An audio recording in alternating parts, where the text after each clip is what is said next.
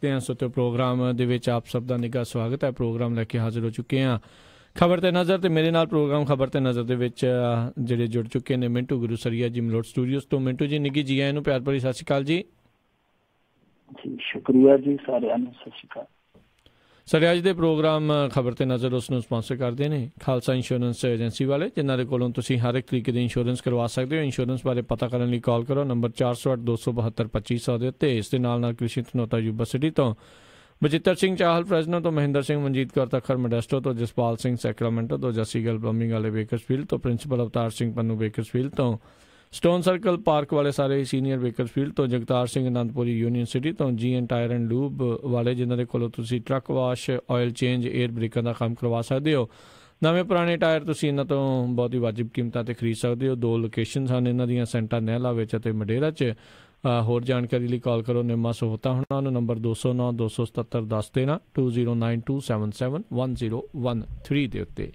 बहुत बहुत धन्यवाद करते हैं सारिਆਂ ਦਾ। जेकर तुसीं या कोई होर कारोबार इस प्रोग्राम में स्पॉन्सर करना चाहते हो संपर्क करो 408 722 76 98 के उत्ते।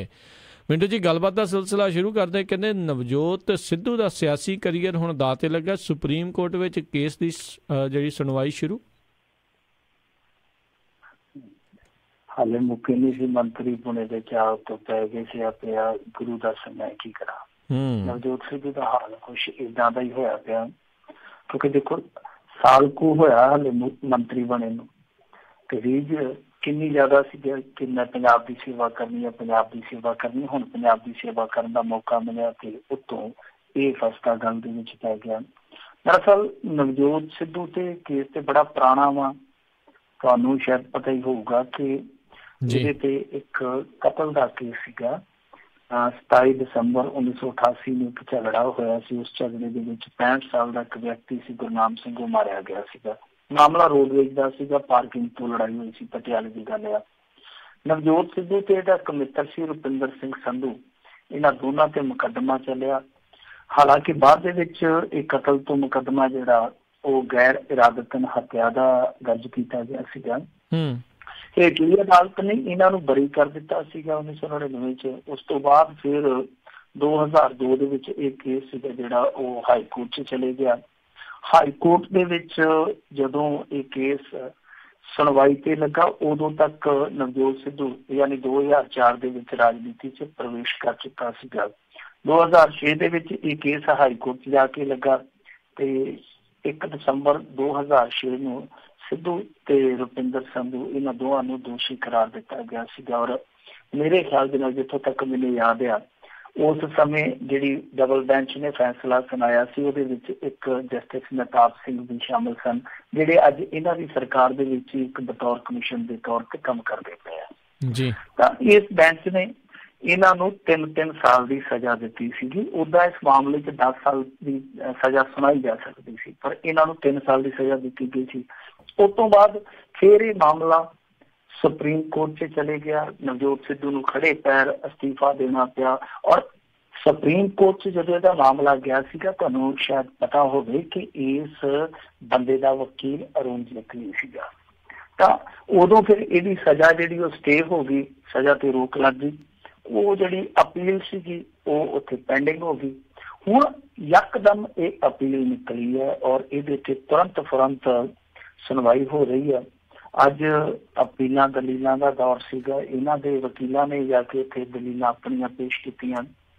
इन्हां दा कहना वही है कि बंदे की जिहड़ी मौत हुई सीगी, गुरनाम सिंह की जिहड़ी मौत हुई सीगी, वो हार्ट अटैक करके हुई सीगी। जो उहदे सट पिट माड़ी मोटी लगी, वो मौत की वजह नहीं सीगी। सो इन्हां ने एक बार फिर जाके उत्थे सुप्रीम कोर्ट च अपना ये तर्क पेश किया। हुण दसदे आ कि सारी सुनवाई लगभग मुकम्मल हो चुकी है। वैसे दसदे आ कि एक अध दिन होर सुनवाई है जिहड़ी वो जारी रह सकती है। उस तो बाद ये फैसला किसी समय भी आ सकता है। जिवें नवजोत सिद्धू अक्सर क्या करदा ना कि फस गई जान सकंजे अंदर जिउं वेलण विच गन्ना। जदों तक फैसला नहीं आउंदा उदों तक नवजोत सिद्धू की जान वेलण वाले गन्ने वांगू फसी पई है। हुण दूजी चीज़ यह है कि इहदे च हो की सकदा, देखो जे सुप्रीम कोर्ट दे विचों केस इहदे उल्ट हो गया तो यह राजसी कैरियर एक दफा तबाह हो जाना। एक दफा की बहुत लंबे समय लिए तबाह हो जाना, क्योंकि तुहानूं पता ही है कि 6 साल तक फिर इलैक्शन नहीं लड़ सकता। ਬੈਨ ਹੋ ਜਾਏਗਾ, ਅੰਦਰ ਵੀ ਜਾਣਾ ਪੈਣਾ। ਸੋ ਕੱਲਾ ਰਾਜਸੀ ਕੈਰੀਅਰ ਹੀ ਨਹੀਂ, ਆਪਣਾ ਜਿਹੜਾ ਦੂਸਰਾ ਨਿੱਜੀ ਜੀਵਨ ਆ ਉਹ ਵੀ ਇੱਕ ਤਰ੍ਹਾਂ ਨਾਲ ਬੰਦੇ ਦਾ ਦਾਅ ਤੇ ਲੱਗ ਜਾਂਦਾ ਜਦੋਂ ਏਡੀ ਵੱਡੀ ਕੋਰਟ ਚੋਂ ਫੈਸਲਾ ਆਉਣਾ ਹੋਵੇ। ਉਹ ਦੇਖਦੇ ਹੁਣ ਕੀ ਬਣਦਾ। ਜੇ ਫੈਸਲਾ ਉਲਟਾ ਆਇਆ ਤੇ ਫਿਰ ਤੇ ਨਵਜੋਤ ਸਿੱਧੂ ਕਹੂਗਾ ਕਿ ਵਾਹ ਕਿਸਮਤ ਦਿਆ ਬਣੀ ਆ ਰਿੱਧੀ ਖੀਰ ਤੇ ਬਣ ਗਿਆ ਦਲੀਆ, ਕਿ ਮਸਾ ਮਸਾ ਮੰਤਰੀ ਬਣਿਆ ਸੀ, ਮਸਾ ਮਸਾ ਪੰਜਾਬ ਦੀ ਸੇਵਾ ਕਰਨੀ ਸੀ ਤੇ ਆਪਣਾ ਵਰਤ ਗਿਆ। ਪਰ ਜੇ ਬਰੀ ਹੋ ਗਿਆ ਫਿਰ ਮੇਰੇ ਖਿਆਲ ਦੇ ਨਾਲ ਨਵਜੋਤ ਸਿੱਧੂ ਦੀ ਚਾਂਦੀ ਆ। ਓਦਾਂ ਜੇ ਦੇਖੀਏ ਇਹ ਪਤਾ ਨਹੀਂ ਇਤਫਾਕ ਹੈ ਜਾਂ ਕੋਈ ਇਸ ਗੱਲਬਾਤ ਦਾ ਕੋਈ ਹੋਰ ਵਿਚਲਾ ਸਾਥ ਆ ਕਿ ਜਦੋਂ ਹੀ ਇਹਨੇ ਮਨਮੋਹਨ ਸਿੰਘ ਤੋਂ ਮਾਫੀ ਮੰਗੀ ਨਾਲ ਦੀ ਨਾਲ ਹੀ ਫਾਈਲ ਨੂੰ ਪੈਰ ਲੱਗੇ, ਰੇੜੇ ਲੱਗੇ, ਪਹੀਏ ਲੱਗੇ। ਪਤਾ ਨਹੀਂ ਇਤਫਾਕ ਆ ਜਾਂ ਕੋਈ ਹੋਰ ਗੱਲਬਾਤ ਆ।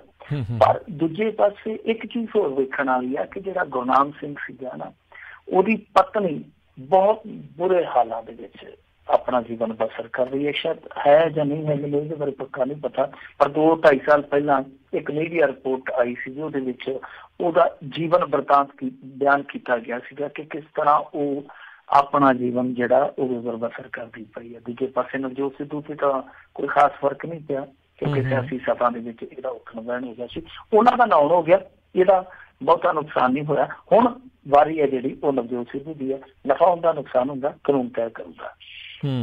ਜੀ ਅਗਲੀ ਮਿੰਟੂ ਜੀ ਗੱਲ ਕਰਦੇ ਕੈਪਟਨ ਅਮਰਿੰਦਰ ਦਾ ਵੱਡਾ ਐਲਾਨ, ਇਜਲਾਸ ਦੌਰਾਨ ਤਿੰਨੇ ਕਮਿਸ਼ਨਾਂ ਦੀ ਰਿਪੋਰਟ ਅਸੈਂਬਲੀ 'ਚ ਪੇਸ਼ ਹੋਵੇਗੀ। ਦੇਖੋ ਅੱਜ ਇਹ ਕੈਪਟਨ ਅਮਰਿੰਦਰ ਸਿੰਘ ਨੇ ਮੇਰੇ ਖਿਆਲ ਦੇ ਨਾਲ ਇੱਕ ਹੋਰ ਤੀਰ ਛੱਡ ਦਿੱਤਾ ਅਕਾਲੀਆਂ ਵੱਲੋਂ, ਕਿਉਂਕਿ 3 ਕਮਿਸ਼ਨ ਕਿਹੜੇ, 3 ਚੋਂ ਇੱਕ ਤੇ ਛੱਡੋ, 2 ਦੀ ਗੱਲ ਕਰੋ। ਇੱਕ ਕਮਿਸ਼ਨ ਹੈ ਜਿਹੜਾ ਉਹ ਨਾਰੰਗ ਕਮਿਸ਼ਨ ਹੈ ਜਿਹੜਾ ਰੇਤੇ ਦੇ ਮਾਮਲੇ 'ਚ ਬਣਿਆ ਸੀਗਾ, ਔਰ ਅਕਾਲੀ ਤੇ ਤੁਹਾਨੂੰ ਪਤਾ ਹੀ ਹੈ ਰੇਤੇ ਦੇ ਮਾਮਲੇ 'ਚ ਖੁਦ ਬੜਾ ਸੋਚ ਸਮਝ ਕੇ ਬੋਲਦੇ ਆ ਤੇ ਆਪ ਰੇਤੇ ਨਾਲ ਲਿਬੜੇ ਆ। ਉਹ ਤੇ ਛੱਡ ਦੀ, ਉਹਦੇ ਤੇ ਕੋਈ ਰੌਲਾ ਰੱਪਾ ਨਹੀਂ ਪੈਣਾ ਕਿਉਂਕਿ ਇੱਕ ਵਿਕਟ ਇਹਨਾਂ ਦੀ ਡਿੱਗ ਚੁੱਕੀ ਆ। ਓਦਾਂ ਉਸ ਨਾਰੰਗ ਕਮਿਸ਼ਨ ਦੀ ਜਿਹੜੀ ਰਿਪੋਰਟ ਆ ਬਹੁਤ ਹੱਦ ਤੱਕ ਪਹਿਲਾਂ ਹੀ ਖਹਿਰੇ ਨੇ ਸਾਫ਼ ਕਰ ਦਿੱਤੀ ਹੈ ਕਿ ਉਹਦੇ 'ਚ ਕੀ ਕੁਛ ਆ, ਪਹੁੰਚੋਂ ਕਿ ਮਤਲਬ ਉਹਨਾਂ ਨੇ ਕਲੀਨ ਚਿੱਟ ਦੇਣੀ ਹੈ। ਦੂਜੇ ਪਾਸੇ ਜਿਹੜਾ ਕਮਿਸ਼ਨ ਹੈ ਜਸਟਿਸ ਰਣਜੀਤ ਸਿੰਘ ਦਾ ਕਮਿਸ਼ਨ ਜੋ ਬੇਅਦਬੀਆਂ ਦੇ ਮਾਮਲੇ 'ਚ ਬਣਿਆ ਹੋਇਆ ਜੀ, ਉਹਨੇ ਆਪਣੀ ਜਾਂਚ ਪੜਤਾਲ ਜਿਹੜੀ ਪੂਰੀ ਕਰ ਲਈ ਆ। ਇਹਨਾਂ ਨੇ ਉਹ ਵੀ ਰਿਪੋਰਟ ਜਿਹੜੀ ਆ ਉਹ ਉੱਥੇ ਸਦਨ 'ਚ ਰੱਖਣੀ ਆ। ਤੀਜਾ ਕਮਿਸ਼ਨ ਹੈਗਾ ਜਸਟਿਸ ਮਹਿਤਾਬ ਸਿੰਘ ਗਿੱਲੋਰਾ ਦਾ, ਔਰ ਉਸ ਕਮਿਸ਼ਨ ਨੇ ਜਿਹੜੀਆਂ ਸ਼ਿਕਾਇਤਾਂ ਪ੍ਰਾਪਤ ਕੀਤੀਆਂ ਨੇ ਤੁਹਾਨੂੰ ਪਤਾ ਹੀ ਆ ਕਿ ਜਿਹੜੇ ਅਕਾਲੀ ਭਾਜਪਾ ਰਾਜ ਦੇ ਵਿੱਚ ਫਾਲਸ ਕੇਸ, ਫਰਜ਼ੀ ਕੇਸ ਦਾਇਰ ਕੀਤੇ ਗਏ ਸੀਗੇ ਉਹ ਉਸ ਮੁਤਲਕ ਆ।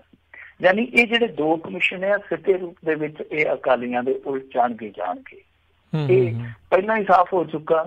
ਔਰ ਜਿਹੜਾ ਮਹਿਤਾਬ ਸਿੰਘ ਕਮਿਸ਼ਨ ਆ ਉਹਦੇ ਵਿੱਚ ਤੇ ਇਹਨਾਂ ਦੇ ਆਪਣੇ ਬੰਦੇ ਨੇ ਵੀ ਜਾ ਕੇ ਇੱਕ ਨੇ ਐਫੀਡੈਵਿਟ ਦੇ ਦਿੱਤਾ ਸੀ, ਅਮਰਪਾਲ ਸਿੰਘ ਬੋਲੀ ਅਜਨਾਲਾ ਨੇ। ਦੇਖੋ ਜੀ ਮੇਰੇ ਮਿੱਤਰ ਨਾਲ ਬਹੁਤ ਧੱਕੇਸ਼ਾਹੀ ਹੋਈ ਹੈ, ਉਹ ਡਰੱਗ ਵਾਲੇ ਕੇਸ ਦੇ ਵਿੱਚ ਹੈ ਨਹੀਂ ਸੀ, ਬਿਕਰਮ ਸਿੰਘ ਮਜੀਠੀਆ ਤੇ ਉਹਦੀ ਜੁੰਡਲੀ ਨੇ ਉਹਨੂੰ ਫਸਾ ਦਿੱਤਾ। ਤਾਂ ਇੱਥੋਂ ਸਾਫ਼ ਜ਼ਾਹਰ ਹੋ ਜਾਂਦਾ ਹੈ ਕਿ ਜਿੱਦਾਂ ਸੁਖਪਾਲ ਖਹਿਰੇ ਦਾ ਮਾਮਲਾ, ਸਿਮਰਨਜੀਤ ਮਾਨ ਦਾ ਮਾਮਲਾ, ਹੋਰ ਬਹੁਤ ਸਾਰੇ ਮਾਮਲੇ ਆ ਜਿਹੜੇ ਕਿ ਇਹਨਾਂ ਦੇ ਉਲਟ ਜਾ ਸਕਦੇ ਜੋ ਸਿਆਸੀ ਬਦਲਾਖੋਰੀ ਦੇ ਤਹਿਤ ਆਉਂਦੇ ਆ। ਰਹਿ ਗਈ ਗੱਲ ਹੁਣ ਬੇਅਦਬੀਆਂ ਦੇ ਕਮਿਸ਼ਨ ਬਾਰੇ, ਤਾਂ ਉਹਦੇ ਵਿੱਚ ਵੀ ਦੇਖੋ ਬਹਿਬਲ ਕਲਾਂ ਦੇ ਵਿੱਚ ਜੋ ਵਾਪਰਿਆ ਉਹ ਸਾਰਿਆਂ ਨੂੰ ਪਤਾ, ਪ੍ਰਤੱਖ ਨੂੰ ਪ੍ਰਮਾਣ ਦੀ ਕੀ ਲੋੜ ਆ। 2 ਨਿਰਦੋਸ਼ ਸਿੰਘ ਉੱਥੇ ਕਤਲ ਕੀਤੇ ਗਏ, ਇਹਦੇ 'ਚ ਕੋਈ ਸ਼ੱਕ ਨਹੀਂ, ਕੋਈ ਦੋ ਰਾਏ ਨਹੀਂ ਹੈ।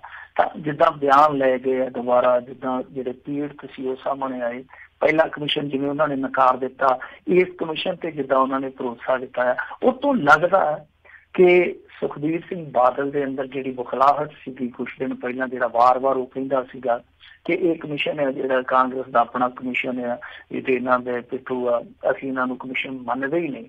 ਤਾਂ ਉਹ ਤੋਂ ਲੱਗਦਾ ਹੈ ਕਿ ਇਹਨਾਂ ਨੂੰ ਪਤਾ ਲੱਗ ਗਿਆ ਸੀਗਾ ਕਿ ਸਾਡੇ ਉਲਟ ਰਿਪੋਰਟ ਜਾਊਗੀ। ਹੁਣ ਕਿਉਂਕਿ ਅਕਾਲੀ ਇੱਥੇ ਵਿਰੋਧ ਦੀ ਰਾਜਨੀਤੀ ਕਰੀ ਜਾਂਦੇ ਔਰ ਲਗਾਤਾਰ ਤੇਜ਼ ਕਰੀ ਜਾਂਦੇ, ਇੱਕ ਪਾਸਿਓਂ ਭਾਜਪਾ ਵਾਲੇ ਆ ਜਿਹੜੇ ਉਹ ਵੀ ਕਹਿੰਦੇ ਕਿ ਵਜਾਓ ਢੋਲ ਖੋਲੋ ਪੋਲ, ਦੂਸਰੇ ਪਾਸੇ ਇਹ ਕਹਿੰਦੇ ਆ ਕਿ ਪੋਲ ਖੋਲ ਰੈਲੀਆਂ ਕਰਾਂਗੇ। ਤਾਂ ਉਹ ਜਿਹੜੀ ਵਿਰੋਧ ਦੀ ਰਾਜਨੀਤੀ ਲਗਾਤਾਰ ਤੇਜ਼ ਹੋ ਰਹੀ ਹੈ। ਸ਼ਾਇਦ ਮੇਰੇ ਖਿਆਲ ਦੇ ਨਾਲ ਆ ਜਿਹੜੀਆਂ ਕਮਿਸ਼ਨ ਦੀਆਂ ਰਿਪੋਰਟਾਂ ਨੇ ਇਹ ਇਸ ਬਹੁਤ ਤਿੱਖੇ ਹੋਏ ਵਿਰੋਧ ਦੀ ਰਾਜਨੀਤੀ ਨੂੰ ਕਿਤੇ ਨਾ ਕਿਤੇ ਮੱਧਮ ਕਰਨਗੀਆਂ, ਕਿਉਂਕਿ ਅਕਾਲੀ ਇਸ ਮਾਮਲੇ 'ਚ ਬੁਰੇ ਫਸ ਸਕਦੇ ਆ।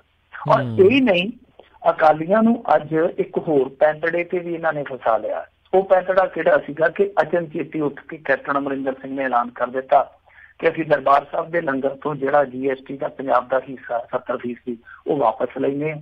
ਤੇ ਇਹ ਹੁਣ ਦੇਖੋ ਤੁਸੀਂ ਕਿ ਕੇਂਦਰ ਆਪਣਾ ਫੈਸਲਾ ਕਦੋਂ ਲੈਂਦੀ ਹੈ।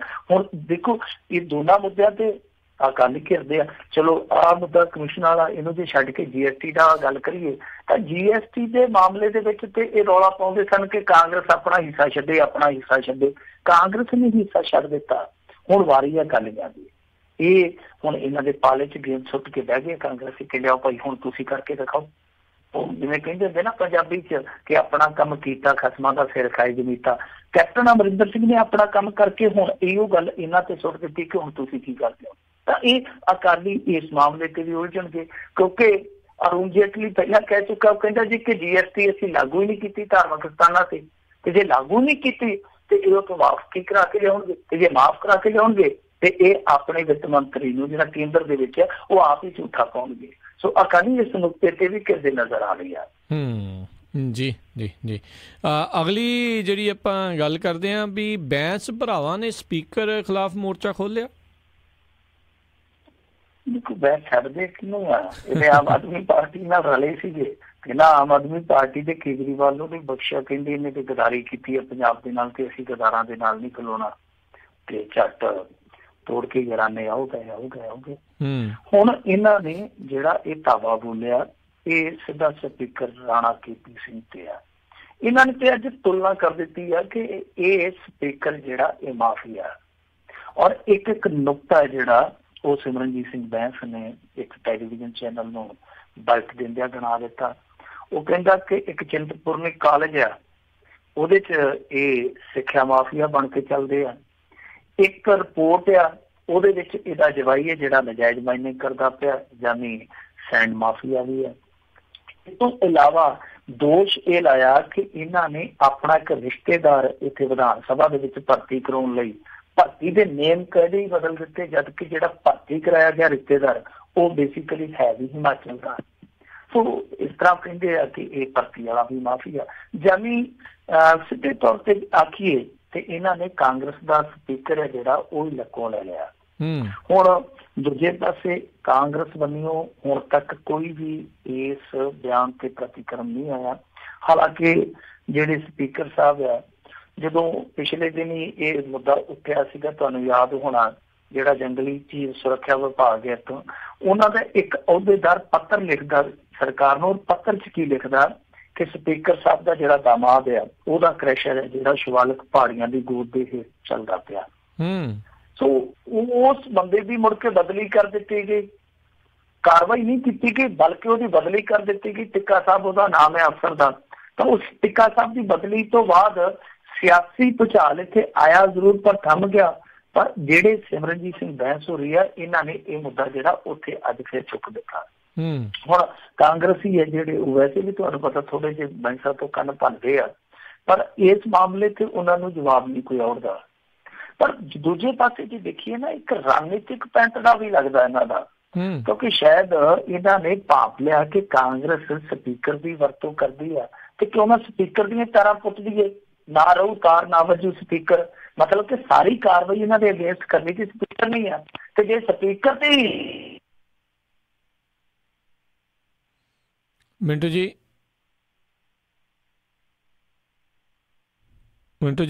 ਮੈਨੂੰ ਲੱਗਦਾ ਜੀ ਉਹਨਾਂ ਦੀ ਲਾਈਨ ਦੇ ਵਿੱਚ ਥੋੜ੍ਹੀ ਪ੍ਰੋਬਲਮ ਆ ਤੇ ਇੱਦਾਂ ਹੀ ਜਿਹੜੀ ਆਪਣੀ ਗੱਲਬਾਤ ਜਾਰੀ ਰੱਖਦੇ ਹਾਂ ਉਹਨਾਂ ਦੇ ਨਾਲ। ਮੈਂ ਦੁਬਾਰਾ ਲਾਈਨ ਜਿਹੜਾ ਜੋੜਦਾ ਜੀ, ਜੁੜੇ ਰਹੋ ਪੰਜਾਬੀ ਰੇਡੀਓ USA ਦੇ ਨਾਲ।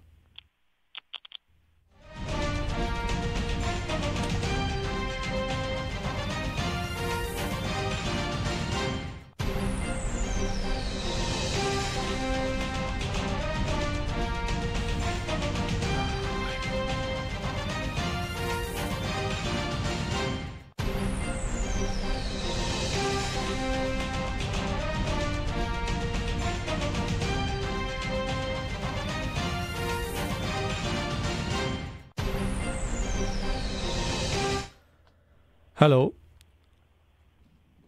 ਜੀ ਮਿੰਟੋ ਜੀ ਸੋ ਸਪੀਕਰ ਦੇ ਜਿਹੜੇ ਥ੍ਰੈਸ਼ਰ ਜਿਹੜੇ ਚੱਲਦੇ ਸੀ ਉਹਦੀ ਗੱਲਬਾਤ ਚੱਲ ਰਹੀ ਸੀ। ਚਲੋ ਆਪਾਂ ਸਮਾਂ ਬਚੇਗੀ ਤੇ ਮੈਂ ਗੱਲ ਨੂੰ ਸਮੇਟਦਾ। ਮੈਨੂੰ ਇਹ ਲੱਗਦਾ ਕਿ ਜਿਹੜਾ ਐਤਕੀ ਇਹਨਾਂ ਨੇ ਸਿੱਧਾ ਜਾ ਕੇ ਸਪੀਕਰ ਤੇ ਹੱਲਾ ਬੋਲਿਆ ਇਹ ਸ਼ਾਇਦ ਇਸ ਗੱਲ ਦਾ ਅੰਦਾਜ਼ਾ ਲਾ ਬੈਠੇ ਆ ਬੈਂਸ ਬ੍ਰਦਰਜ਼ ਕਿ ਕਾਂਗਰਸ ਸਪੀਕਰ ਦੀ ਵਰਤੋਂ ਕਰਦੀ ਹੈ ਤੇ ਕਿਉਂ ਨਾ ਸਪੀਕਰ ਦੀਆਂ ਤਾਰਾਂ ਪੁੱਟ ਦਿੱਤੀਆਂ ਜਾਣ, ਨਾ ਰਹੂ ਤਾਰ ਤੇ ਨਾ ਵਜੂ ਸਪੀਕਰ। ਮਤਲਬ ਕਿ ਸਾਰੀ ਕਾਰਵਾਈ ਤੇ ਇਹਨਾਂ ਦੇ ਖਿਲਾਫ ਸਪੀਕਰ ਨੇ ਕਰਨੀ ਹੁੰਦੀ ਹੈ ਨਾ, ਤੇ ਅੱਗੇ ਵੀ ਕਰ ਦਿੱਤੀ ਸੀ। ਤਾਂ ਇਹ ਹੋ ਸਕਦਾ ਕਿ ਇਹਨਾਂ ਨੇ ਐਤਕੀ ਜਾਣ ਕੇ ਸਪੀਕਰ ਦੇ ਖਿਲਾਫ ਪਹਿਲਾਂ ਹੀ ਘੇਰਾ ਕੱਸ ਲਿਆ ਕਿ ਸਪੀਕਰ ਪਿਛਲਖੁਰੀ ਹੋ ਜਾਵੇ। ਸੋ ਬੈਂਸ ਬ੍ਰਦਰਜ਼ ਦੀ ਰਾਜਨੀਤੀ ਹੈ ਜਿਹੜੀ, ਉਹ ਤੁਹਾਨੂੰ ਪਤਾ ਹੀ ਰਾਜਨੀਤੀ ਕੀ ਆ, ਪਰ ਅੱਜ ਉਹਦੀ ਧਾਰ ਹੈ ਜਿਹੜੀ ਉਹ ਹੱਦੋਂ ਜ਼ਿਆਦਾ ਤਿੱਖੀ ਜਾਂਦੀ ਹੈ ਕਿਉਂਕਿ ਉਹਨਾਂ ਨੇ ਬਹੁਤ ਖੁੱਲ੍ਹ ਕੇ ਸਪੀਕਰ ਤੇ ਹੱਲੇ ਕੀਤੇ ਆ। ਜੀ ਜੀ। ਅਗਲੀ ਜਿਹੜੀ ਆਪਾਂ ਮਿੰਟੂ ਜੀ ਗੱਲ ਕਰਦੇ ਹਾਂ ਵੀ ਕਹਿੰਦੇ ਹੁਣ ਸੁਖਪਾਲ ਖਹਿਰਾ ਖਿਲਾਫ ਦਰਜ ਹੋਇਆ ਮਾਣਹਾਨੀ ਦਾ ਮਾਮਲਾ। ਮਾਣਹਾਨੀਆਂ ਦਾ ਕੇਸ ਜਿੱਦਾਂ ਸੁਰਖੀਆਂ 'ਚ ਬਣਿਆ ਹੀ ਤੁਰਿਆ ਆਉਂਦਾ, ਕੋਈ ਇੱਧਰੋਂ ਮਾਫ਼ੀ ਮੰਗ ਜਾਂਦਾ, ਕੋਈ ਉੱਧਰੋਂ ਕੇਸ ਦਾਇਰ ਕਰ ਦਿੰਦਾ। ਮੈਨੂੰ ਲੱਗਦਾ ਪੰਜਾਬ ਦੀ ਰਾਜਨੀਤੀ ਲਈ ਇੱਥੇ ਕੋਰਟ ਹੀ ਵੱਖਰੀ ਬਣਾਉਣੀ ਪੈਣੀ ਹੈ, ਮਾਣਹਾਨੀ ਕੋਰਟ, ਜਿਹਦੇ 'ਚ ਇਕੱਲੇ ਸਿਆਸਤਦਾਨਾਂ ਤੇ ਮਾਣਹਾਨੀ ਮੁਕੱਦਮੇ ਨਹੀਂ ਦਿੱਤੇ ਜਾਇਆ ਕਰਨਗੇ। ਦੇਖੋ ਸੁਖਪਾਲ ਸਿੰਘ ਖਹਿਰੇ ਦਾ ਜਿਹੜਾ ਮਸਲਾ ਆ, ਇਹ ਮਸਲਾ ਹੈਗਾ, ਤੁਹਾਨੂੰ ਯਾਦ ਹੋਣਾ ਇੱਕ ਅਕਾਲੀ ਆਗੂ ਸੀਗੀ ਇਸਤਰੀ ਜੰਗ ਦੀ ਇਹਨਾਂ ਦੀ, ਉਹਨੂੰ ਨਿਰਵਸਤਰ ਕਰਕੇ ਕੁੱਟਿਆ ਗਿਆ ਸੀਗਾ ਬਰਨਾਲੇ ਜ਼ਿਲ੍ਹੇ ਦੇ ਵਿੱਚ। ਉਹ ਵੀਡੀਓ ਬਹੁਤ ਵੱਡੇ ਪੱਧਰ ਤੇ ਵਾਇਰਲ ਹੋਈ ਸੀਗੀ। ਤਾਂ ਉਸ ਮਾਮਲੇ 'ਚ ਸੁਖਪਾਲ ਸਿੰਘ ਖਹਿਰੇ ਨੇ ਇੱਕ ਟਿੱਪਣੀ ਕੀਤੀ ਸੀਗੀ। ਉਹ ਟਿੱਪਣੀ ਕੀ ਸੀਗੀ, ਇਹਨੇ ਆਖਿਆ ਸੀਗਾ ਕਿ ਜਿਹੜੀ ਜਸਵਿੰਦਰ ਕੌਰ ਸ਼ੇਰਗਿੱਲ ਆ, ਇਹ ਬੀਬੀ ਜਗੀਰ ਕੌਰ ਦੀ ਚੇਲੀ ਹੈ ਤੇ ਜਸਵਿੰਦਰ ਕੌਰ ਦੇ ਚਰਿੱਤਰ ਤੇ ਟਿੱਪਣੀ ਕਰਦਿਆਂ ਨੇ ਆਖਿਆ ਸੀਗਾ ਕਿ ਜਿੱਦਾਂ ਦੀ ਉਹ ਆ ਉਦਾਂ ਦਾ ਕਿਰਦਾਰ ਇਹਦਾ ਹੋਊਗਾ। ਸੋ ਇਸ ਤਰ੍ਹਾਂ ਦੀ ਇਹ ਟਿੱਪਣੀ ਸੀਗੀ, ਬੜੀ ਅੱਧੀ ਟਿੱਪਣੀ ਕਹੀ ਜਾ ਸਕਦੀ ਆ। ਔਰ ਸੁਖਪਾਲ ਸਿੰਘ ਖਹਿਰਾ ਵਰਗੇ ਆਗੂ ਤੋਂ ਕਦੇ ਵੀ ਇਸ ਤਰ੍ਹਾਂ ਦੀ ਉਮੀਦ ਨਹੀਂ ਕੀਤੀ ਜਾ ਸਕਦੀ, ਹਲਕੇ ਮਿਆਰ ਦੀ ਟਿੱਪਣੀ। ਤਾਂ ਇਹਦਾ ਵਿਰੋਧ ਵੀ ਹੋਇਆ ਸੀਗਾ, ਤੁਹਾਨੂੰ ਯਾਦ ਹੋਣਾ ਸੋਸ਼ਲ ਮੀਡੀਆ ਤੇ ਕਾਫੀ ਵਿਰੋਧ ਹੋਇਆ ਸੀਗਾ ਸੁਖਪਾਲ ਸਿੰਘ ਖਹਿਰਾ ਦਾ, ਕਿ ਖਹਿਰੇ ਤੋਂ ਇਹ ਜਿਹੜੀ ਉਮੀਦ ਆ, ਤਵੱਕੁ ਕੋਈ ਵੀ ਨਹੀਂ ਕਰਦਾ ਕਿ ਉਹ ਇਸ ਤਰ੍ਹਾਂ ਦੀ ਹਲਕੇ ਦਰਜੇ ਦੀ ਟਿੱਪਣੀ ਕਰੇ। ਪਰ ਸੁਖਪਾਲ ਸਿੰਘ ਖਹਿਰੇ ਨੇ ਉਸ ਤੋਂ ਬਾਅਦ ਵੀ ਇੱਕ, ਤੁਹਾਨੂੰ ਪਤਾ ਹੀ ਆ ਕਿ ਸ਼ਬਦਾਂ ਦਾ ਰੱਪੜ ਪਾ ਲਿਆ ਸੀਗਾ ਜਦੋਂ ਚੱਲਦੀ PC ਦੇ ਵਿੱਚ, ਚੱਲਦੀ ਪ੍ਰੈਸ ਕਾਨਫਰੰਸ ਦੇ ਵਿੱਚ ਇਹਨੇ ਇੱਕ ਗਾਲ ਕੱਢ ਦਿੱਤੀ ਸੀ ਕੈਪਟਨ ਅਮਰਿੰਦਰ ਸਿੰਘ ਹੋਰਾਂ ਨੂੰ। ਤਾਂ ਹੋਇਆ ਕੀ ਸੀਗਾ ਕਿ ਬਾਅਦ ਦੇ ਵਿੱਚ ਉਹ ਸ਼ਬਦ ਵਾਪਸ ਲੈ ਲਏ ਗਏ ਸੀ।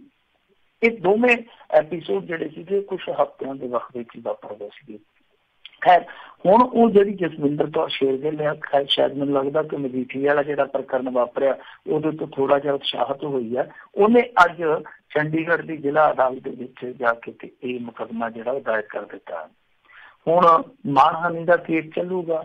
ਇਹਦੇ ਵਿੱਚ ਤੁਹਾਨੂੰ ਪਤਾ 2-3 ਹੀ ਆਪਸ਼ਨ ਹੁੰਦੇ ਆ ਬੰਦੇ ਕੋਲੇ, ਜਾਂ ਤੇ ਮੰਨ ਲਵੇ ਕਿ ਉਹਦੇ ਕੋਲ ਗਲਤੀ ਹੋਈ ਹੈ, ਜਾਂ ਉਹ ਅੜ ਜਾਵੇ ਕਿ ਮੇਰੇ ਕੋਲ ਕੋਈ ਗਲਤੀ ਨਹੀਂ ਹੋਈ, ਜਾਂ ਉਹ ਸਮਝੌਤਾ ਕਰ ਲਵੇ। ਸੋ 2-3 ਆਪਸ਼ਨ ਹੁੰਦੇ ਆ ਮਾਣਹਾਨੀ ਦੇ ਕੇਸ ਦੇ ਵਿੱਚ, ਜਿੱਦਾਂ ਕਿ ਅਰਵਿੰਦ ਕੇਜਰੀਵਾਲ ਨੇ ਵਰਤਿਆ। ਵੈਸੇ ਇੱਕ ਅਪਡੇਸ਼ਨ ਇਹ ਵੀ ਮੈਂ ਦੇ ਦੇਵਾਂ ਕਿ ਅਰੁਣ ਜੇਤਲੀ ਨੇ ਕੇਜਰੀਵਾਲ ਦੀ ਮਾਫੀ ਹੈ ਜਿਹੜੀ ਉਹ ਸਵੀਕਾਰ ਨਹੀਂ ਕੀਤੀ, ਪ੍ਰਵਾਨ ਨਹੀਂ ਕੀਤੀ। ਉਹ ਕਹਿੰਦਾ ਕਿ ਸਾਰੇ ਦੇ ਸਾਰੇ ਮੰਨਣ, ਮੈਂ ਇਕੱਲੇ ਕੇਜਰੀਵਾਲ ਦੀ ਮਾਫੀ ਪ੍ਰਵਾਨ ਨਹੀਂ ਕਰੂੰਗਾ। ਤੇ ਉਹਦੇ ਚ ਹੁਣ ਕੁਮਾਰ ਵਿਸ਼ਵਾਸ ਦਾ ਸਿਆਪਾ, ਕਿਉਂਕਿ ਵਿੱਚ ਉਹ ਵੀ ਸ਼ਾਮਲ ਹੈ, ਤੇ ਕੁਮਾਰ ਵਿਸ਼ਵਾਸ ਕਹਿੰਦਾ ਮੈਂ ਤੇ ਮਾਫੀ ਮੰਗਦਾ ਨਹੀਂ, ਇਹ ਮੰਗ ਲਵੇ ਜਾ ਕੇ। ਸੋ ਉੱਥੇ ਰੱਫੜ ਪਿਆ ਖਲੋਤਾ। ਖੈਰ ਜਿਹੜੀ ਇਹ ਚੀਜ਼ ਇੱਥੇ ਵਾਪਰੀ ਹੈ ਪੰਜਾਬ ਦੇ ਵਿੱਚ, ਇਹਦੇ ਚ ਇਹੋ ਹੀ ਆ ਕਿ ਹੁਣ ਸੁਖਪਾਲ ਸਿੰਘ ਖਹਿਰਾ ਨੂੰ ਕੇਸ ਝਗੜਨਾ ਪਊ ਜਾਂ ਫਿਰ ਕੰਪਰੋਮਾਈਜ਼ ਕਰਨਾ ਪਊਗਾ। ਠੀਕ ਉਸੇ ਤਰ੍ਹਾਂ ਜਿਸ ਤਰ੍ਹਾਂ ਦਾ ਕੰਪਰੋਮਾਈਜ਼ ਅੱਗੇ ਅਰਵਿੰਦ ਕੇਜਰੀਵਾਲ ਨੇ ਕੀਤਾ, ਔਰ ਉਸ ਕੰਪਰੋਮਾਈਜ਼ ਨੂੰ ਜਿਸ ਤਰੀਕੇ ਨਾਲ ਸੁਖਪਾਲ ਸਿੰਘ ਖਹਿਰਾ ਨੇ ਨਕਾਰਿਆ, ਮੈਨੂੰ ਨਹੀਂ ਲੱਗਦਾ ਕਿ ਇਹ ਉਸ ਤਰ੍ਹਾਂ ਦਾ ਕੰਪਰੋਮਾਈਜ਼ ਕਰੇਗਾ ਭਵਿੱਖ ਦੇ ਵਿੱਚ। ਦੂਜੀ ਚੀਜ਼ ਹੁਣ ਜਿਹੜੀ ਆ ਉਹ ਇਹੋ ਹੀ ਆ ਕਿ ਮਾਣਹਾਨੀ ਦੇ ਕੇਸ ਬਹੁਤ ਜ਼ਿਆਦਾ ਹੋ ਰਹੇ ਆ, ਔਰ ਸੁਖਪਾਲ ਸਿੰਘ ਖਹਿਰਾ ਤੇ ਅੱਗੇ ਵੀ ਕੇਸਾਂ 'ਚ ਫਸਿਆ।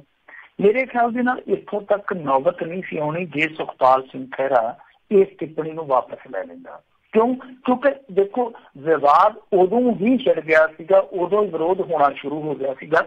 ਸੁਖਪਾਲ ਖਹਿਰਾ ਨੇ, ਜਿਵੇਂ ਮੈਂ ਤੁਹਾਨੂੰ ਅੱਗੇ ਕਿਹਾ, ਕਿ ਆਪਣੇ ਸ਼ਬਦ ਜਿਹੜੇ ਕਿ ਉਹਨਾਂ ਦੇ ਮੂੰਹ ਚੋਂ ਨਿਕਲ ਗਏ ਸੀ, ਕਈ ਵਾਰ ਟਿੱਪਣੀ ਜਿਹੜੀ ਹੁੰਦੀ ਹੈ ਨਾ ਉਹ ਨਿਕਲਦੀ ਜਾਂਦੀ ਹੈ ਬੰਦੇ ਦੇ ਮੂੰਹ ਚੋਂ, ਤਾਂ ਉਹ ਜਿਹੜੇ ਸ਼ਬਦ ਸੀਗੇ ਬਾਅਦ ਚ ਇਹਨਾਂ ਨੇ ਵਾਪਸ ਲੈ ਲਏ। ਤਾਂ ਇਸ ਮੌਕੇ ਨੂੰ ਵੀ ਸੰਭਾਲਿਆ ਜਾ ਸਕਦਾ ਸੀ। ਤਾਂ ਕਿਤੇ ਨਾ ਕਿਤੇ ਦੋਹਰੀ ਗਲਤੀ ਹੋਈ ਹੈ ਸੁਖਪਾਲ ਸਿੰਘ ਖਹਿਰਾ ਤੋਂ।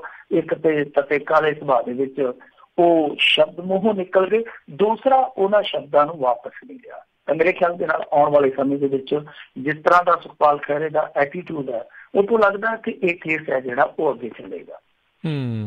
ਜੀ ਜੀ। ਅਗਲੀ ਜਿਹੜੀ ਗੱਲ ਕਰਦੇ, ਸ਼ਹੀਦ ਭਗਤ ਸਿੰਘ ਤੇ ਗਾਉਣ ਕਰਨ ਇੱਕ ਗਾਇਕ ਨੂੰ ਮਿਲ ਰਹੀਆਂ ਜਾਨੋਂ ਮਾਰਨ ਦੀਆਂ ਧਮਕੀਆਂ। ਇਹਦਾ ਗਾਇਕ ਆ ਜਿਹੜਾ ਉਹ 10ਵੀਂ ਕਲਾਸ ਦੇ ਵਿੱਚ ਹੀ ਪੜ੍ਹਦਾ, ਬੱਚਾ ਹੀ ਆ ਹਾਲੇ, ਲਾ ਲਓ ਕਿ 16-17 ਸਾਲਾਂ ਦਾ ਅੰਮ੍ਰਿਤਧਾਰੀ ਵਿਦਿਆਰਥੀ ਹੈ। ਇਹਦਾ ਨਾਮ ਸ਼ਾਇਦ ਅਮਰ ਸਿੰਘ ਖਾਲਸਾ ਹੈ। ਇਹਨੇ ਇੱਕ ਗੀਤ ਰਿਕਾਰਡ ਕਰਵਾਇਆ ਔਰ ਕਮਾਲ ਦੀ ਗੱਲ ਹੈ ਕਿ ਹੁਣ ਤੱਕ ਮੇਰੇ ਖਿਆਲ ਦੇ ਨਾਲ ਉਹ ਲੱਖਾਂ ਲੋਕ ਗੀਤ ਵੇਖ ਚੁੱਕੇ। YouTube ਤੇ ਗੀਤ ਪਿਆ ਵਾ ਭਗਤ ਸਿੰਘ ਵਰਸਸ ਗਾਂਧੀ। ਤਾਂ ਉਹ ਜਿਹੜਾ ਗੀਤ ਆ ਉਹ ਦੋਵੇਂ ਜਿੱਦਾਂ ਭਗਤ ਸਿੰਘ ਤੇ Mahatma Gandhi face to face talk ਕਰਦੇ ਆ। ਉਹਦੇ ਚ ਭਗਤ ਸਿੰਘ ਬੋਲਦਾ ਤੇ ਭਗਤ ਸਿੰਘ ਪੰਜ ਕੱਸਦਾ ਕਿ ਤੂੰ ਕੀ ਕੀਤਾ ਤੇ ਮੈਂ ਕੀ ਕੀਤਾ, ਤੂੰ ਅੱਜ ਕਿੱਥੇ ਜਾਂ ਤੇਰਾ ਟੱਬਰ ਕਿੱਥੇ ਤੇ ਮੇਰਾ ਟੱਬਰ ਕਿੱਥੇ ਆ। ਵੈਸੇ ਭਗਤ ਸਿੰਘ ਦਾ ਟੱਬਰ ਵੀ ਜਿਹੜਾ ਉਹ ਇੰਨਾ ਗਿਆ ਨਹੀਂ ਗਿਆ ਜਿੰਨਾ ਉਹ ਗੀਤ 'ਚ ਦੱਸਿਆ ਗਿਆ ਕਿ ਮੇਰਾ ਟੱਬਰ ਦਿਹਾੜੀ ਕਰਦਾ। ਇਹ ਯਾਨੀ ਉਹ ਗੀਤਕਾਰ ਦੀ ਕਲਪਨਾ ਜਾਂ ਗੀਤਕਾਰ ਦਾ ਆਪਣਾ ਵਿਚਾਰ ਹੈ, ਇਸ ਤਰੀਕੇ ਨਾਲ ਪੇਸ਼ ਕੀਤਾ ਜਾਂ ਉਹਨੇ ਆਪਣੀ ਸਮੂਹ ਪੰਜਾਬ ਦੀ ਜਾਂ ਪੰਜਾਬੀ ਦੀ ਲੋਕਾਈ ਨੂੰ ਆਪਣਾ ਟੱਬਰ ਦੱਸਿਆ ਹੋਵੇਗਾ। ਖੈਰ ਇਹ ਉਹਦੀ ਪ੍ਰੋਸ ਹੈ। ਤਾਂ ਉਹ ਜਿਹੜਾ ਗੀਤ ਗਾਇਆ ਉਸ ਬੱਚੇ ਨੇ, ਗੀਤ ਬਹੁਤ ਸੋਹਣਾ ਵਾ, ਲੱਖਾਂ ਲੋਕਾਂ ਨੇ ਦੇਖਿਆ। ਉਸ ਗੀਤ ਤੋਂ ਬਾਅਦ ਇਹਨੂੰ ਧਮਕੀਆਂ ਮਿਲਣੀਆਂ ਸ਼ੁਰੂ ਹੋ ਗਈਆਂ ਔਰ ਬਹੁਤ ਵੱਡੀ ਮਾਤਰਾ 'ਚ ਧਮਕੀਆਂ ਨੇ, ਬਹੁਤ ਵੱਡੀ ਤਾਦਾਦ ਦੇ ਵਿੱਚ ਧਮਕੀਆਂ ਨੇ। ਕੋਈ ਕਹਿ ਰਿਹਾ ਤੈਨੂੰ ਜਾਨੋਂ ਮਾਰ ਦੇਂਗੇ, ਕੋਈ ਕਹਿ ਰਿਹਾ ਕਿ ਤੂੰ ਅੱਤਵਾਦੀਆਂ ਫਲਾਣਾ ਧਮਕਾ। ਤਾਂ ਉਹ ਬੱਚਾ ਕਾਫੀ ਸਦਮੇ ਦੇ ਵਿੱਚ ਆ ਤੇ ਜ਼ਰੂਰਤ ਹੈ ਇਸ ਗੱਲ ਦੀ ਕਿ ਉਹਨੂੰ ਇੱਕ ਤੇ ਪ੍ਰੋਟੈਕਟ ਕੀਤਾ ਜਾਵੇ, ਦੂਸਰਾ ਇਹ ਆ ਕਿ ਉਹਦੇ ਮਨ 'ਚੋਂ ਡਰ ਕੱਢਿਆ ਜਾਵੇ, ਖੌਫ ਕੱਢਿਆ ਜਾਵੇ। ਤੀਜੀ ਚੀਜ਼ ਇਹ ਆ ਕਿ ਦੇਖੋ ਮਹਾਤਮਾ ਗਾਂਧੀ ਦੇ ਜੀਵਨ ਨੂੰ ਲੈ ਕੇ ਤੇ ਕਈ ਇੱਥੇ ਪੁਸਤਕਾਂ ਰਚੀਆਂ ਜਾ ਚੁੱਕੀਆਂ, ਕਈ ਇੱਥੇ ਲੇਖ ਲਿਖੇ ਜਾ ਚੁੱਕੇ ਆ ਔਰ ਉਹਨਾਂ ਦੇ ਨਿੱਜੀ ਇਖਲਾਕ ਤੇ ਵੀ ਕਈ ਲੇਖ ਲਿਖੇ ਜਾ ਚੁੱਕੇ ਆ। ਸੋ ਇਹ ਮੇਰੇ ਖਿਆਲ ਦੇ ਨਾਲ ਕੋਈ ਬਹੁਤ ਵੱਡੀ ਗੱਲ ਨਹੀਂ ਸੀਗੀ। ਭਗਤ ਸਿੰਘ ਦਾ ਇੱਕ ਲਾਂਭਾ ਕੋਈ ਵੀ ਆਪਣੇ ਅੱਖਰਾਂ ਰਾਹੀਂ ਆ ਜਿਹੜਾ ਉਹ ਬਿਆਨ ਕਰ ਸਕਦਾ। ਤਾਂ ਜਿਸ ਤਰੀਕੇ ਨਾਲ ਉਸ ਮੁੰਡੇ ਨੂੰ ਟਰੋਲ ਕੀਤਾ ਜਾ ਰਿਹਾ, ਜਿਸ ਤਰੀਕੇ ਨਾਲ ਉਸ ਬੱਚੇ ਨੂੰ ਧਮਕਾਇਆ ਜਾ ਰਿਹਾ, ਜ਼ਰੂਰਤ ਇਸ ਗੱਲ ਦੀ ਹੈ ਕਿ ਪੁਲਿਸ ਅੱਗੇ ਆਵੇ, ਸਾਡਾ ਇੱਥੋਂ ਦਾ ਪ੍ਰਸ਼ਾਸਨ ਅੱਗੇ ਆਵੇ, ਕਿਉਂਕਿ ਬੱਚਾ ਘਬਰਾ ਸਕਦਾ। ਤਾਂ ਉਹ ਕਲਾ ਜਿਹੜੀ ਹੈ ਉਹਦੇ ਵਿੱਚ, ਤਾਂ ਉਹ ਕਲਾ ਇਸ ਤੋਂ ਪਹਿਲਾਂ ਕਿ ਅੱਗੇ ਜਾਊਗੀ ਤਾਂ ਉਹ ਕਲਾ ਕਿਤੇ ਇਸ ਮਾਹੌਲ ਚੋਂ ਭੈਭੀਤ ਹੋ ਕੇ ਪਿੱਛੇ ਨਾ ਪਰਤਾਵੇ। ਜ਼ਰੂਰਤ ਹੈ ਉਸ ਬੱਚੇ ਦੀ ਮਾਂ ਫੜਨ ਦੀ। ਜੀ ਜੀ, ਅਗਲੀ ਗੱਲ ਕਰਦੇ ਇਰਾਕ ਵਿੱਚ ਮਾਰੇ ਗਏ ਭਾਰਤੀਆਂ ਦੀਆਂ ਦੇਹਾਂ ਵਤਨ ਲਿਆਉਣ ਬਾਰੇ ਪੰਜਾਬ ਦੇ ਮੁੱਖ ਮੰਤਰੀ ਵੱਲੋਂ ਕੇਂਦਰ ਦੇ ਨਾਲ ਗੱਲਬਾਤ। ਦੇਖੋ ਇਹਨਾਂ ਨੇ ਹੁਣ ਇਹੀ ਕੁਛ ਕਰਨਾ ਵਾ, ਉਹ ਉਹਨਾਂ ਨੂੰ ਅਪੀਲ ਕਰ ਦੇਣਗੇ, ਉਹ ਉਹਨਾਂ ਨੂੰ ਅੱਗੇ ਅਪੀਲ ਕਰ ਦੇਣਗੇ, ਇਸੇ ਤਰ੍ਹਾਂ ਹੀ ਸਿਲਸਿਲਾ ਚੱਲਣਾ ਵਾ। ਕਿਉਂਕਿ ਜੋ ਇਹਨਾਂ ਨੇ ਹੁਣ ਤੱਕ ਕੀਤਾ ਉਹ ਇਹੋ ਜਿਹਾ ਕੀਤਾ ਕਿ ਉਹ ਕੱਖ ਨਹੀਂ ਕੀਤਾ, ਤੇ ਜੋ ਹੁਣ ਹੁੰਦਾ ਪਿਆ ਉਹ ਉਸ ਤੋਂ ਵੀ ਬਦਤਰ ਆ। ਦੇਖੋ ਹਾਲਾਤ ਕਿਸ ਤਰ੍ਹਾਂ ਦੇ ਸਾਡੇ ਸਿਸਟਮ ਦੇ। ਆ ਜਿਹੜੀ ਇਹਨਾਂ ਨੇ ਸੂਚੀ ਜਾਰੀ ਕੀਤੀ ਹੈ ਨਾ 39 ਬੰਦਿਆਂ ਦੀ, ਇਹਦੇ ਵਿੱਚ ਇੱਕ ਨਾਮ ਐਸਾ ਹੈ ਜਿਹੜਾ ਸ਼ਖਸ 2014 ਚ ਜਿੰਦਾ ਵਾਪਸ ਆ ਗਿਆ ਸੀਗਾ। ਦੱਸੋ। ਉਹ ਕਹਿੰਦਾ ਕਿ ਮੈਂ ਤਾਂ ਜਿੰਦਾ, ਤੁਸੀਂ ਮੇਰਾ ਨਾਂ ਪਾ ਦਿੱਤਾ। ਹੁਣ ਮੈਨੂੰ ਲੱਗਦਾ ਕਿ ਉਹਨੂੰ ਖੁਦ ਨੂੰ ਜਿੰਦਾ ਸਾਬਤ ਕਰਨ ਲਈ ਇੱਕ ਲੜਾਈ ਲੜਨੀ ਪੈ ਸਕਦੀ ਹੈ। ਤਾਂ ਹੁਣ ਸਵਾਲ ਇਹ ਉੱਠਦਾ ਕਿ ਜੇ 39 ਤੁਸੀਂ ਆਇਡੈਂਟੀਫਾਈ ਕੀਤੇ, ਤੁਸੀਂ ਕਹਿੰਦੇ ਹੋ ਕਿ DNA 100% ਮੈਚ ਕੀਤੇ ਆ, ਤਾਂ ਫਿਰ 39ਵਾਂ ਬੰਦਾ ਕਿਹੜਾ ਜਿਹਨੂੰ ਤੁਸੀਂ ਭਾਰਤੀ ਬਣਾ ਕੇ ਲਿਆ ਰਹੇ ਹੋ? ਸਭ ਤੋਂ ਵੱਡਾ ਸਵਾਲ ਇਹ ਖੜਾ ਹੋਊਗਾ। ਔਰ ਸਿਸਟਮ ਦਾ ਹਾਲ ਦੇਖੋ, ਇੱਥੇ 3-4 ਪੀੜਤ ਪਰਿਵਾਰਾਂ ਦੇ ਘਰਾਂ 'ਚ ਅੱਜ ਅਫਸਰ ਗਏ ਆ ਅਤੇ ਜੀ ਉਹਨਾਂ ਦੀਆਂ ਲਾਸ਼ਾਂ ਵੈਸੇ ਕਾਹਦੀਆਂ, ਉਹਨਾਂ ਦੇ ਸਰੀਰ ਦਾ ਬਚਿਆ ਖੁਚਿਆ ਢਾਂਚਾ ਜਿਹੜਾ ਉਹ ਅੰਮ੍ਰਿਤਸਰ ਪਹੁੰਚ ਰਿਹਾ। ਉਹ ਵਿਚਾਰੇ ਪਤਾ ਨਹੀਂ ਕਿੱਦਾਂ ਫੜ ਤੜ ਕੇ ਆਪਣੇ ਮਾਤੜ ਲੋਕ ਉੱਥੇ ਪਹੁੰਚੇ, ਘੰਟਿਆਂ ਬੱਧੀ ਬੈਠੇ। ਬਾਅਦ ਦੇ ਵਿੱਚ ਪਤਾ ਲੱਗਿਆ ਜੀ ਕਿ ਉਹਨਾਂ ਦੇ ਜਿਹੜੇ ਬਚੇ ਖੁਚੇ ਅਵਸ਼ੇਸ਼ ਆ ਉਹ ਤੇ ਆਉਣਗੇ 8-10 ਦਿਨਾਂ ਨੂੰ। ਜਦ ਕਿ ਦੇਖੋ ਲੋਕ ਸਭਾ ਦੇ ਵਿੱਚ ਜਿਹੜੀ ਵਿਦੇਸ਼ ਮੰਤਰੀ ਉਹ ਕਹਿ ਚੁੱਕੀ ਸੀਗੀ ਕਿ 8-10 ਦਿਨ ਲੱਗ ਜਾਣੇ ਆ, ਪਰ ਸਾਡਾ ਜਿਹੜਾ ਪੰਜਾਬ ਦਾ ਪ੍ਰਸ਼ਾਸਨਿਕ ਅਮਲਾ ਉਹ ਕਿਸ ਤਰ੍ਹਾਂ ਦਾ ਅਮਲ ਕਰਦਾ, ਉਹ ਜਾ ਕੇ ਘਰਾਂ 'ਚ ਕਹੀ ਜਾਂਦਾ ਲਓ ਜੀ ਤੁਸੀਂ ਤਿਆਰ ਹੋਵੋ, ਲਾਸ਼ਾਂ ਤਿਆਰ ਗਈਆਂ। ਸੋ ਇਹ ਦੇਖ ਲਓ ਹੁਣ ਕਿਸ ਤਰ੍ਹਾਂ ਦਾ ਕੰਮ ਕਰਦੇ ਪਏ ਆ, ਜਦੋਂ ਇਹਨਾਂ ਦਾ ਆਪਸ ਦੇ ਵਿੱਚ ਕੋਈ ਤਾਲਮੇਲ ਹੀ ਹੈ ਨਹੀਂ ਗਾ। ਆਪਸ ਦੇ ਵਿੱਚ ਇੱਥੇ ਚਾਹੇ ਉਹ ਸਟੇਟ ਸਰਕਾਰ ਹੈ ਚਾਹੇ ਉਹ ਸੈਂਟਰ ਸਰਕਾਰ ਆ, ਤਾਂ ਇਹਨਾਂ ਦਾ ਕੌਮਾਂਤਰੀ ਪੱਧਰ ਤੇ ਕਿਸ ਤਰ੍ਹਾਂ ਦਾ ਤਾਲਮੇਲ ਰਿਹਾ ਹੋਊਗਾ ਇਰਾਕ ਨਾਲ? ਤੁਸੀਂ ਆਪ ਹੀ ਸਹਿਜੇ ਅੰਦਾਜ਼ਾ ਲਾ ਲਓ ਨਾ ਕਿ ਕਿਸ ਤਰ੍ਹਾਂ ਦਾ ਤਾਲਮੇਲ ਇਹਨਾਂ ਨੇ ਖੜਾ ਕੀਤਾ ਹੋਊਗਾ। ਹੁਣ ਬਹਰਹਾਲ ਕੈਪਟਨ ਅਮਰਿੰਦਰ ਸਿੰਘ ਨੇ ਅਪੀਲ ਕੀਤੀ ਆ ਕਿ ਇਹਨਾਂ ਨੂੰ ਜਲਦੀ ਤੋਂ ਜਲਦੀ ਲਿਆਂਦਾ ਜਾਵੇ, ਇਹਨਾਂ ਅਵਸ਼ੇਸ਼ਾਂ ਨੂੰ। ਔਰ ਇਸ ਤੋਂ ਇਲਾਵਾ ਇਹਨਾਂ ਨੇ ਕਿਹਾ ਕਿ ਦੇਖੋ ਅਸੀਂ ਤੇ 20,000 ਰੁਪਇਆ ਦੇਈ ਜਾਂਦੇ ਹਾਂ ਪ੍ਰਤੀ ਮਹੀਨਾ ਇਹਨਾਂ ਪੀੜਤ ਪਰਿਵਾਰਾਂ ਨੂੰ, ਤਾਂ ਤੁਸੀਂ ਮਾਲੀ ਇਮਦਾਦ ਕਰੋ। ਤਾਂ ਮੇਰੇ ਖਿਆਲ ਦੇ ਨਾਲ ਕੈਪਟਨ ਅਮਰਿੰਦਰ ਸਿੰਘ ਨੂੰ ਵੀ ਪਤਾ ਹੋਣਾ ਚਾਹੀਦਾ ਕਿ ਇਹ 20,000 ਰੁਪਇਆ ਪ੍ਰਤੀ ਮਹੀਨਾ ਜਿਹੜੀ ਪੈਨਸ਼ਨ ਬਣੀ ਗਈ ਸੀ ਉਸ ਸਮੇਂ, ਇਹ ਉਦੋਂ ਤੱਕ ਵਧੀ ਗਈ ਸੀ, ਐਲਾਨੀਆ ਕਿਹਾ ਗਿਆ ਸੀਗਾ ਕਿ ਜਦੋਂ ਤੱਕ ਇਹਨਾਂ ਦਾ ਕੋਈ ਮੁੱਦਾ ਹੰਨੇ ਬੰਨੇ ਨਹੀਂ ਲੱਗਦਾ। ਤਾਂ ਜਦੋਂ ਹੁਣ ਹੰਨੇ ਬੰਨੇ ਲੱਗ ਗਿਆ, ਉਹਨਾਂ ਦੇ ਡੈਥ ਸਰਟੀਫਿਕੇਟ ਨਾਲ ਆ ਜਾਣੇ ਆ, ਜਦੋਂ ਉਹਨਾਂ ਨੂੰ ਮ੍ਰਿਤਕ ਕਰਾਰ ਦੇ ਦਿੱਤਾ ਗਿਆ, ਉਸ ਤੋਂ ਬਾਅਦ ਇਹ ਪੈਨਸ਼ਨ ਆਟੋਮੈਟਿਕਲੀ ਬੰਦ ਹੋ ਜਾਣੀ ਹੈ। ਕੇਂਦਰ ਕੀ ਕਰਦਾ, ਕੇਂਦਰ ਕੀ ਨਹੀਂ ਕਰਦਾ, ਉਹ ਬਾਅਦ ਦੀ ਗੱਲ ਆ, ਪਰ ਘੱਟੋ ਘੱਟ ਇਹਨਾਂ ਨੂੰ ਆਪਣੇ ਪੱਧਰ ਤੇ ਤਾਂ ਕੋਈ ਐਲਾਨ ਕਰਨਾ ਚਾਹੀਦਾ ਨਾ ਪੀੜਤ ਪਰਿਵਾਰਾਂ ਲਈ। ਲੋਕਲ ਗੌਰਮੈਂਟ ਅਕਸਰ ਕੋਈ ਉਹਨਾਂ ਲਈ ਰੁਜ਼ਗਾਰ ਦੀ ਵਿਵਸਥਾ ਕਰੇ, ਕੋਈ ਉਹਨਾਂ ਲਈ ਘਰ-ਬਾਰ ਦੀ ਵਿਵਸਥਾ ਕਰੇ, ਕਿਉਂਕਿ ਬਹੁਤ ਸਾਰੇ ਐਸੇ ਪਰਿਵਾਰ ਆ ਜਿਨ੍ਹਾਂ ਦੇ ਕੋਲ ਆਪਣਾ ਮਕਾਨ ਵੀ ਹੈ ਨੀਗਾ। ਸੋ ਇਹਨਾਂ ਨੂੰ ਆਪਣੇ ਪੱਧਰ ਤੇ ਵੀ ਕਰਨਾ ਚਾਹੀਦਾ। ਹਰੇਕ ਗੱਲ ਉਹਨਾਂ ਤੇ ਸੁੱਟ ਦਿੰਦੇ ਆ ਦਿੱਲੀ ਵਾਲਿਆਂ ਤੇ, ਦਿੱਲੀ ਵਾਲੇ ਕਿਸ ਤਰ੍ਹਾਂ ਦੀਆਂ ਸੁੱਟਾਂ ਆਪਣੇ ਤੇ ਛੁੱਟੀਆਂ ਨਿਭਾਉਂਦੇ ਆ ਉਹ ਅਸੀਂ ਦੇਖਿਆ ਹੀ ਆ। ਸੋ ਇਹ ਅਪੀਲ ਕਰੀ ਜਾਂਦੇ, ਹੁਣ ਦੇਖੋ ਕੀ ਬਣਦਾ ਹੈ। ਪਰ ਜੋ ਮਰਜ਼ੀ ਹੈ, ਉਹ ਮੇਰੇ ਖਿਆਲ ਦੇ ਨਾਲ ਹਰਜੀਤ ਮਸੀਹ ਸਹੀ ਗੱਲ ਕਹਿੰਦਾ। ਉਹ ਕਹਿੰਦਾ ਜੇ ਤੁਸੀਂ ਮੇਰੀ ਗੱਲ ਮੰਨੀ ਹੁੰਦੀ ਤੇ ਘੱਟੋ ਘੱਟ ਇਹਨਾਂ ਦੀਆਂ ਲਾਸ਼ਾਂ ਦੇ ਮੂੰਹ ਤੇ ਦੇਖ ਲੈਂਦੇ ਨਾ ਪਰਿਵਾਰ, ਤੁਸੀਂ ਤੇ ਉਹੀ ਹੱਕ ਇਹਨਾਂ ਦਾ ਖੋਹ ਲਿਆ। ਤਾਂ ਮੈਨੂੰ ਲੱਗਦਾ ਕਿ ਹਰਜੀਤ ਮਸੀਹ ਬਿਲਕੁਲ ਸੱਚ ਗੱਲ ਕਹਿੰਦਾ ਹੈ। ਔਰ ਉਹ ਕਿਸੇ ਨੇ ਕਿਹਾ ਸੀ ਨਾ, ਮੈਂ ਸੱਚ ਕਹੂੰਗਾ ਫਿਰ ਵੀ ਹਾਰ ਜਾਊਂਗਾ, ਉਹ ਝੂਠ ਬੋਲੇਗਾ ਔਰ ਲਾਜਵਾਬ ਕਰ ਦੇਗਾ।